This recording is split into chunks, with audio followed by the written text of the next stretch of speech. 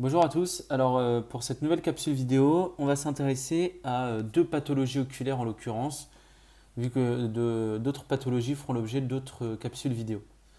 Donc aujourd'hui, on va s'intéresser aux pathologies oculaires et plus précisément à la NOIA, donc neuropathie optique ischémique antérieure aiguë, et à la rétinopathie diabétique.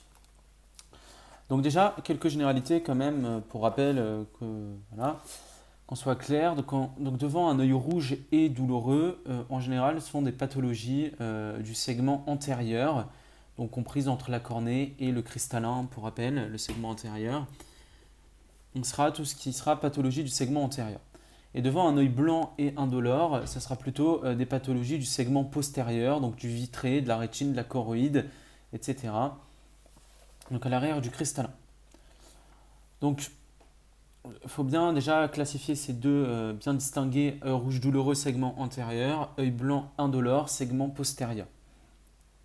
Donc pour la NOIA, neuropathie optique ischémique antérieure aiguë, donc si on veut, c'est une pathologie du nerf optique, c'est une atteinte du nerf optique, plus précisément une atteinte de la partie antérieure du nerf optique. C'est l'équivalent d'un petit AVC en fait de la rétine avec des signes fonctionnels. Donc les signes fonctionnels, classiquement, c'est un patient qui vient avec une baisse d'acuité visuelle qui est brutale, unilatérale et indolore. Et dans le diagnostic, il faut toujours bien, par exemple, lorsqu'on dit NOIA, il faut bien latéraliser l'œil en question. Donc si c'est une NOIA, il faut bien préciser par exemple de l'œil gauche, si c'est de l'œil gauche. Mais toujours latéraliser dans le diagnostic, c'est primordial, hein, si on veut, c'est indispensable. Donc les signes fonctionnels, baisse d'acuité visuelle brutale, unilatérale, indolore. Cliniquement, donc au fond d'œil, on aura un œdème papillaire qui sera sectoriel. C'est vraiment caractéristique de la NOIA. C'est un œdème papillaire sectoriel, c'est par secteur.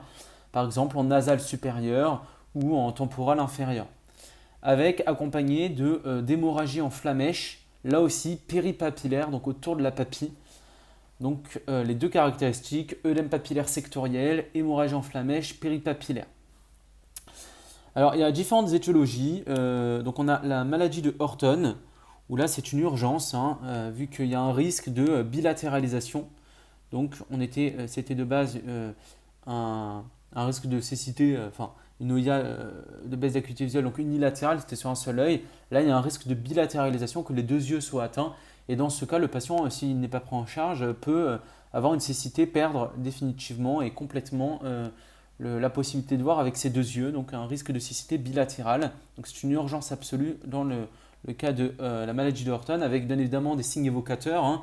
Et pour confirmer le diagnostic devant un doute de maladie de Horton, une biopsie de l'artère temporale pour confirmer le diagnostic.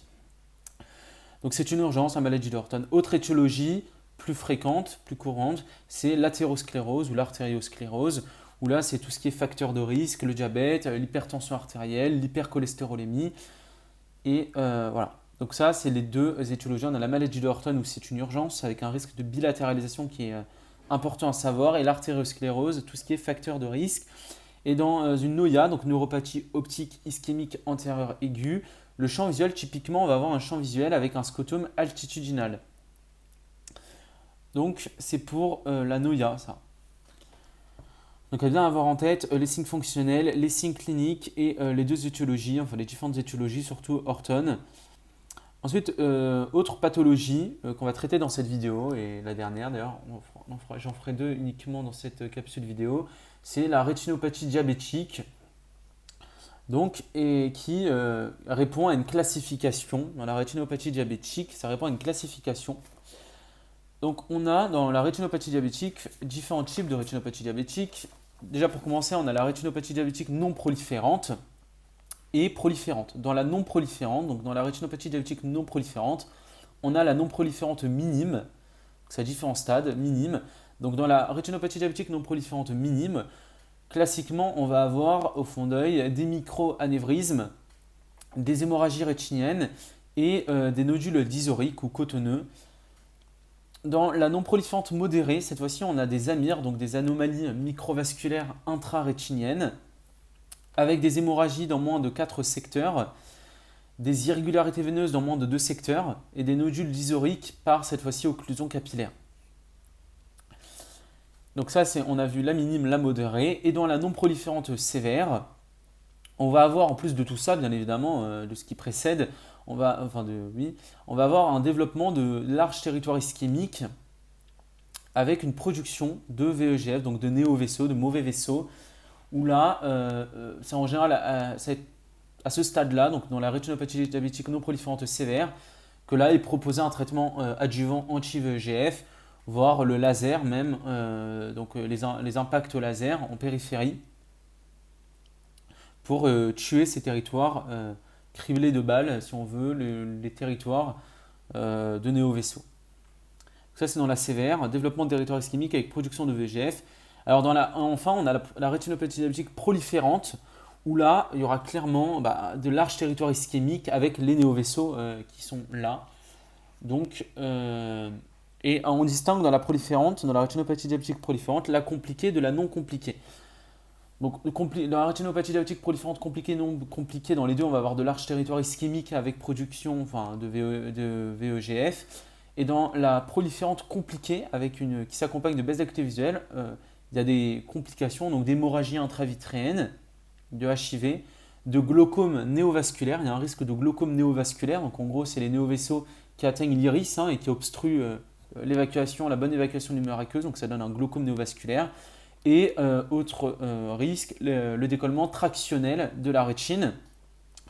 Donc le décollement tractionnel de la rétine. Et pour rappel, donc dans le décollement de rétine, donc on a trois types de décollement de rétine. On a, donc, dans la rétinopathie diabétique proliférante, on a un décollement de rétine qui est tractionnel. En fait, c'est la présence de néovaisseaux rétiniens qui tractent la rétine.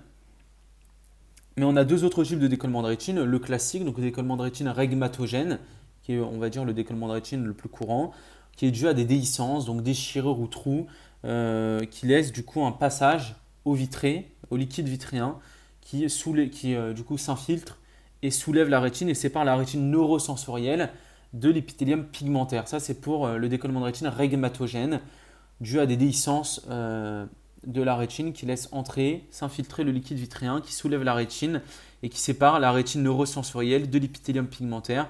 Ça, c'est traité par chirurgie. On a également le décollement de rétine dit séreux, où là, c'est dans la DMLA, donc dégénérescence maculaire liée à l'âge. C'est un décollement de rétine qui est inflammatoire.